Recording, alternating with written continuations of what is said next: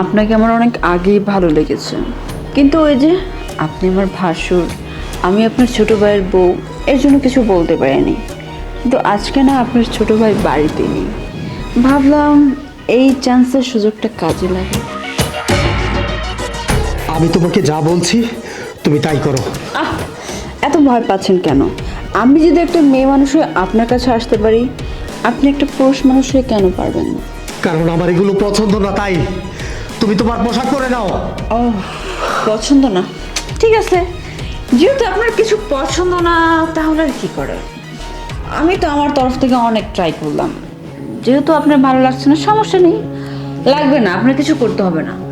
কিন্তু আমি না আপনার ভালোর জন্য এসেছিলাম। আমি ভাবলাম যে ভাবির বেবি হবে দেখে সে বাবার বাড়ি আছে, অনেক দিন হয়েছে। আপনি একটা পুরুষ মানুষ, এভাবে না খেয়ে এতটা দিন বসে আছেন,